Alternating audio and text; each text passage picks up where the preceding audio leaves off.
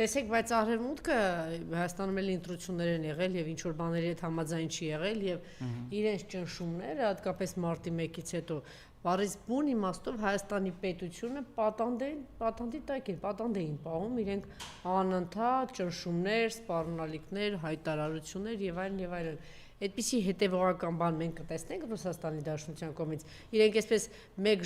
բան էլի, մեկ անգամյա ինչ-որ գործողություններ օրինակ Արևմուտքը չէր անում։ Հետևողական, մի քանի տարի շարունակ, զուգահեռ բազմաթիվ լրատվամիջոցներին, ՀԿ-ներին ֆինանսավորելով,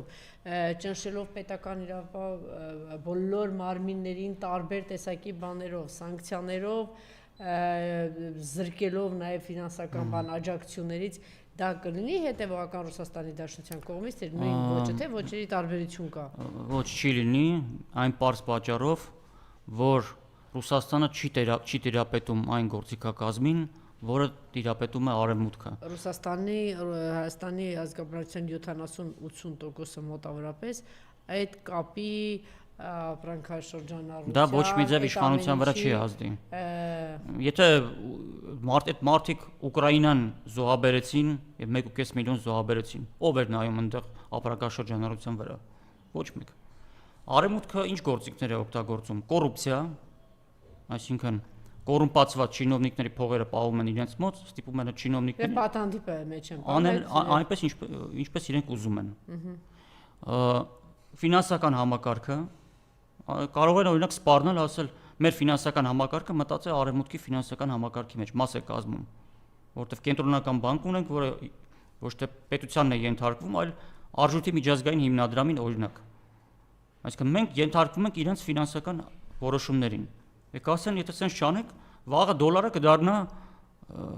ասենք, կուրսը կդառնա 5000 դրամ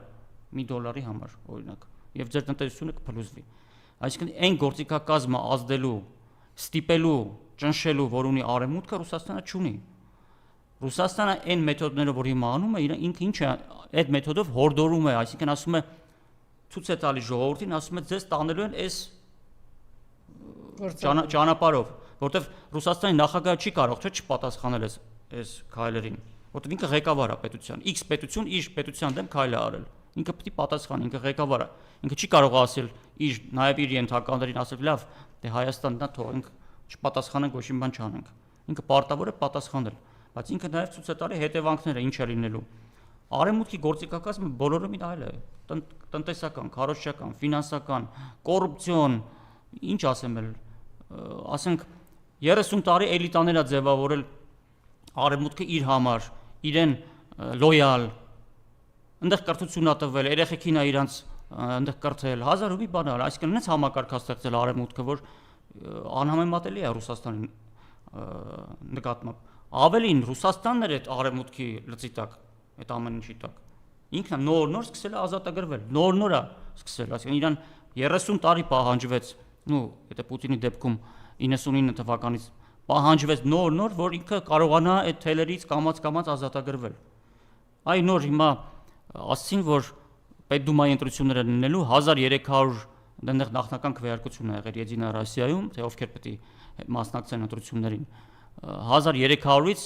մոտ 480 հոգի հատուկ ռազմական օպերացիան անցած սպաներ են մտնում պետդումա։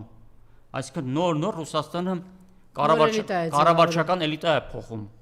Ինչի, որտեղ նախորդը ձևավորվել է ընդհանուր արևմտյան համակարգի մեջ, եւ այդ էլիտան պարզ է, ինչքան էլ Պուտինին հարգեն, վախենան իրանից, միևնույն է ինքը իր բնույթով այնպես ինչի, որ ապահովի Ռուսաստանի համար թռիչքածև զարգացում։ Իրեն պետք է նոր մարդիկ եւ զինվորականից ավելի լավ մարդ, ավելի հարմար տեխնացու չկա։ Եվ սեպտեմբերից հետո սկսելու են Դումայում, հետո տարբեր իշխանական տարբեր մակարդակներում իրենց մտցնել։ Այնպես որ այդ գործիքակազմի առումով ուղղակի անհամեմատելի է Արևմուտքի գործիքակազմը Ռուսաստանի, բացի այդ Արևմուտքը կարմիր գիծ չունի։ Ինքը ցանկացած գործիքակազմ կօգտագործի, ցանկացած բան քեզ ստիպելու համար։ Ինչ խնդրեմ ունեն։ Եթե Իրանում հրթիռի հարվածով երեխաների դպրոց են ոչնչացնում, երեխաներն էլ մեջը 200 հոգի մարդ զոհվեց։ Իրենց համար ինչ խնդրեմ կա։ Բայց մյուս կողմից Դուք ասում եք պիտի ես երկու երկրները բաժանեն, սա հետ խորհրդային շրջան տարածքներ են, սա է տեղի ունեցավ դա, թե տեղի չունեցավ։ Իհարկե տեղի չի ունեցավ, դա տեղի է ունենալու։ Չէ, դուք ասում եք նստելու են սեղանի շուրջ եւ այսպես։ Այո, բայց երբ որ իրենց միջև կոնֆլիկտը հասնի պիկին, դա այդ պիկը հələ չի եղել, իրենք պետք է լավ մի հատ կռվեն իրար հետ։ Դա հենց այստեղ։ Հիմա է որ ճեպազրույցով է հանդես գալիս Սամվել Կարապետյանը։ Արդեն կա եթերում է։ Մենք էլ ենք ուղիղ եթերում զուգահեռ։ Ուղ, դե դա եմ ասում, քանի րոպեից կլինի, մեզ մոտ ոչ, ինչ հանդիսավոր ասեցի։ Հա, զուգահեռ չեն կարողանում հիմա։ Հա, դեռ չի սկսվել, չէ, այսինքն բանում է, դատարանում է հիմա։ Հա, դե այդպես ասեք ճեպազրույց, Սամվել Կարապետյանը հիմա դատարանում է, բայց շատ կարևոր է, զուգահեռ լսեք ինչ է ասել, փոխանցեք, որ ես հիմա ասեմ։ Բա ինչով եք զբաղված։ Գագիկ Ծառուկյանը խոսում է հիմա։ Հա, բայց սա ավելի կարևոր էր։ Լսեք ինչ է ասում ու փոխանցեք, ընթացքում կասեք։ Խնդրեմ։ Դե այդպես, հիմա օրինակ մի երկու օր առաջ Նարեկ Կարապետյանը հայտարարեց, ասաց, եթե 8 հոգի ԿՊ-ից դեմ քվեարկի Փաշինյանին, Փաշինյանը չի վերընտրվի։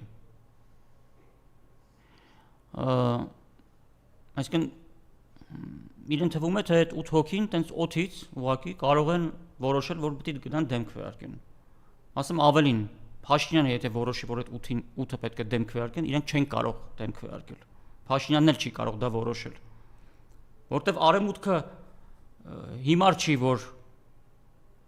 իր պլանները նենց կազմի, որ ինչ որ մի 8 հոգու պատահական 8 հոգու պատճառով իր պլանները փլուզվեն։ Այսինքն հետեւաբար եթե ցանկացած ընդդիմադիր մտածում է, որ հենց այնպես ինչ որ 8-10 կամ չգիտեմ քանի հոգի կարող են ԿՊ-ից անցնել ընդդիմության ճամբար եւ դեմ քվեարկել, չի լինելու այդպես։ Արևմուտքը հիմար չի, որ իր պլանները նենց կազմի, որ մի քանի հոգու պատճառով դրանք փլուզվեն։ Փաշինյանն չի կարող դա իրենց ստիպել, որովհետեւ կասեն մի րոպե, ուզում ես պարտավորություններից վրայից փախնես։ Բա ինչ եք ոնց եք պատկերացնում։ Դե որտեվ ընդդիմությունը ես տեսնում եմ, ցավոք սրտի իրենք մտածում են, որ իրենց հակառակորդը ԿՊ-ն է։ Երկու անց կա, որ կարող են որոշել այդ 8 հոգին դեմ քվեարկեն, թե չէ։ Բա ինչ ան ընդդիմությունը պատերազմ հայտարարի Թրամփին, մեկ էլ բանին, ինչա, Եվրոմիությանը։ Ինչ հնարավոր է անում, ասենք չեն տեսնում, ինչ նշանակում չեն տեսնում։ Հիմար են չեն հասկանում, որ այս իշխանությունը ով է բերել, ոնց է պահում, ինչով է պահում։ Կոնկրետ ընտրությունից առաջ ասում է, այսքան միլիոն ենք ձեզ տալու Եվրոպան, ամեն ինչ անելու ենք, որ դուք ընտրվեք, աջակցում ենք Նիկոլ Փաշինյանին, հիմա տալիս ենք 10 միլիոն, վաղը տալիս ենք 15 միլիոն, էլ ոնց է, ինչ նշանակում չեն տեսնում։ Դե համարժեք է իրենց քայլերը այդ կառույցների նկատմամբ։ Մի հատ փոքր ազգային թեև լավ փոքր չի, ասենք հետևում էլ ժողովուրդ, մի հատ ամբողջ հավաքական արևմուտքը պլյուս Թուրքիա, Ադրբեջան խժռած հարձակվել են այս մի փոքր երկրի վրա, այս մի փոքր ազգային թևի վրա։ Որոշակի աջակցություն, ասենք թե ունի բան է, լոյալ է իրեն պահում Չինաստանը, ասենք որոշակի հետաքրքրություն ունի Ռուսաստանի Դաշնությունը, ազգային թևի նկատմամբ ու հայ ժողովրդի նկատմամբ եւ Իրանի Իսլամական Հանրապետությունը։ Եվ այդ չի Ինչ անի, ասենք, պարզ է, բոլորս այդ ուզում ենք, բայց ինչ ենք պահանջում։ Այն մի հատ ֆիլմ կա, Ջենտլմենի ուդաչի, որ գալիս ասում է, вот вам գիրքը տալիս ասում է, вы учите английский язык, ասում է, зачем нам, ասում է, будем посольство брать։ Դե ասել եմ քանի անգամ։ Հա, եթե ակցիաներն էին դեսպանատան մոտ, ամեն ինչ փոխվի, հա։ Ակցիա, դե հիմա դուք ինձնից լավ պատկերացնեք եւ հաստատ պատկերացնում եք, ինչ է նշանակում տեղեկատվական քարոզչական կամպանիա։ Իր ամբողջ ծավալով եւ բնույթով ելնելով սկսած հարցազրույցներից վերջացրած քաղաքական կեցվածքով եւ Դե հիմա մի հատ սա ձև է գտել, ով որ այդպիսի թեմաներով խոսում կամ չգիտեմ ինչ, ասում է դու գործակալ ես, տանում ձերբակալում է, պիտակավորում է, բանան, ասենք Անդրանիկ Թևանյանն երբ որոշեց ձերբակալել, երբ որ շատ կտրուկ բան սկսեց քննադատել, որ դու նույն արևմուտքի հետ հիբրիդային պատերազմ ես անում, Թուրքիայի Ալիևի կոշիկ լիզողն ես եւ այլն եւ այլն։ Դե հիմա եթե այդ Անդրանիկ Թևանյանի ելույթներին զուգահեռ մի 10,000 հոգի կանգնած լինեին ԱՄՆ դեսպանատան մոտ, Բայց դուք ինքներդ ասեցիք, չէ՞, նաև այս ընտրությունը ցույց տվեց, որ այդ ամեն ինչին դեմ են։ Չէ, սա նաև դրա ցուցիչն է, իրենք նույն արևմուտքը հասկանում է, որ այսքան բռնաճնշումներից հետո, եթե ժողովրդի կես միլիոն ընտրող գնում է եւ մերժում է Նիկոլի, նշանակում է դեմ է այդ ամեն ինչին։ Այո, բայց դա իրան չի կանգնացնում։ Ինքը ճանապարհները, ասում է լավ դեմ, հա, ուրեմն ճանապարհները ման գալի, ոնց այդ խափի, ոնց այդ ենթադրենք 500,000 դեմին սարքի 400,000։ Արևմուտքը նաև սովորացնում է Ռուսաստանի Դաշնությանն ու Իրանին, թող իրենք էլ սովորեն։ Ինչ է անում, մեկ էլ գնում է, տեսեք ինչ է անում Թրամփը։ Ինչ է անում։ Այլանդակուց չգիտեմ ինչ է անում, ոնց ինչ է անում։ Ինքը որոշում է, որ վերջացավ, այս երկրի ղեկավարը պիտի վաղը այս վիճակում լինի, այն մեկինը այսպես պիտի լինի, այն երկինը սա պիտի լինի։ Համենայն դեպս միջև որտեղ որ ուժը պատում է հնարավոր է գնում է, ինչ որ մի բան իրեն կանգնեցնում է, հա Իրանը ինչ որ առումով փորձել է կանգնեցնել, տեսնենք դեռ կանգնեցրել է թե չէ, որտեվ բանով ինքնապահ, ինքնագող հայտարարում էր, որ պայմանավորվեցինք։ Չէ, դե ես ուղղակի դատում եմ ընդդիմադիր գործիչների ասելուց, իրենք ասում են, որ մենք պետք է վարենք բալանսավորված քաղաքականություն եւ արևելք եւ արևմուտք եւ Ռուսաստան, դե հիմա եթե իմ տրամաբանությամբ, եթե արևմուտքն է հովանավորը եւ կանգնած է այլանդակությունների հետևում եւ կորուստների հետևում, ուրեմն ինչ որ միտեղ պետք է հակառակորդ իրեն որպես տեսներ, չէ՞ որ կարողանաս իրեն հաղթել։ Եթե հակառակորդին չես ասում, որ ինքը հակառակորդ է, ուրեմն չես կարող հաղթել։ Ես ոչ մի բան չեմ ասում իրենց, ես ինքս էլ փորձել եմ այնց անեմ, որ իրենք հնարավորինս շատ ձայն հավաքեն իմ ուժերի սահմաններում, բայց իմ կարծիքով այդ առումով համարժեք չի։ Իրենք է տեսնում են, որ համարժեք չի, դե ասում են ինչ ուզում ես արա Նիկոլ։ Մեկը մեր ականջները չեն երևում առանձնապես այս process-ների հետևում։ Չէ, դե կան գործիչներ, որ նաև այդպիսի վարկագիծ են դրսևորում եւ նաև անպաշտպան ինչ-որ բանի առջև են կանգնում, չէ՞։ Դե առանձին գործիչներ կան, բայց դա սիստեմատիկ բնույթ չի կրում եւ ինքը օրակարգ չի ձևավորում, ցավոք սրտի։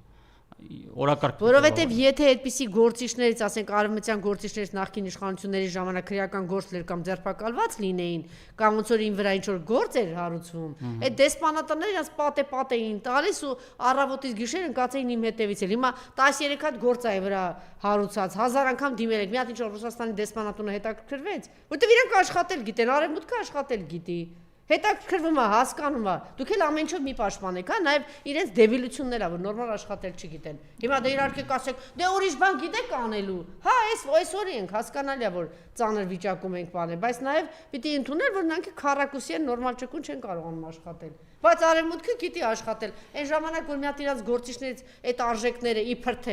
իբրև թե էլի դեմոկրատական արժեքներ կարող չգիտեմ եսի միջ գործիչներ էին տեսնեք դեսպանատները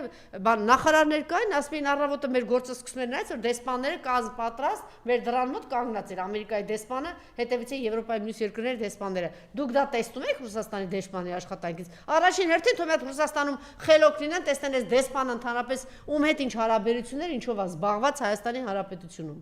առաջին հերթին եթե այդքան խելոք են, այդքան կազմակերպված են, կամ լավ, հիմա իրաց աշխատավոճը տարբեր է, կարող են, չէ, բայց հետևություն անել, ինչի մեջ ենք։ Հիմա Սամվել Կարապետյան տեսնենք ինչ է հայտարարել, եթե նոր բաներ կա անպայման տեղադրեք, ես հերթով կարդամ։ Իսկ դուք վստահ եք, որ չենք հաղթել։ Դատարանի բակում ասել է Սամվել Կարապետյանը, արձագանքելով Մարիամ էկրանի բաներ, արձագանքելով լրագրողի այն ասածին, որ շատ վստահ է, որ իրենք հաղթելու են։ Դիմել ենք սահմանադրական դատարան եւ ԿՀ, որ ընտրությունների արդյունքները չեղարկեն, նշանակվի երկրորդ փուլ, այսինքն առաջատար ուժը լոկոմոտիվ ուժը ընդդիմության պահանջում է, որ երկրորդ փուլ լինի։ Մենք էլ չենք հաղթել, Փաշինյանն էլ չի հաղթել, Հայաստանը չունի լեգիտիմ իշխանություն, ասել է Սամվել Կարապետյանը։ Եթե Փաշինյանը վստահ է, որ ինքը հաղթել է, թող գնա երկրորդ փուլ, ասել է Սամվել Կարապետյանը։ Մեր հարցը խորհրդարանը չի, մեր հարցը Փաշինյանին հեռացնելն է, այս երկիրը դարձրել է դուքյան, եթե գտնեք, որ խորհրդարանով ավելի արագ կհեռացնենք Փաշինյանին, ուրեմն կգնանք խորհրդարան, եթե գտնենք, որ կարող ենք հեռացնել փողոցային պայքարով, ուրեմն կհեռացնենք փողոցային տարբերակով, ասել է Կարապետյանը։ Հայաստանը չունի լեգիտիմ իշխանություն, Նիկոլ Փաշինյանի իշխանությունը լեգիտիմ չէ, սա ունեինք արդեն հայտարարել է Սամվել Կարապետյանը։ Ինչ որ բան ունեք մեկնաբանելու թե։ Չէ, լավ է, լավ, այդ օրակարգը պետք է պահել, որ լեգիտիմ չի ընտրվել խախտումներով եւ այլն, այդ օրակարգը պետք է պահել։ Կիսում եմ այդ։ Շնորհակալություն, մնացեք մեզ հետ, քիչ անց ու եթերում կլինենք Կարինե Նաչաջյանի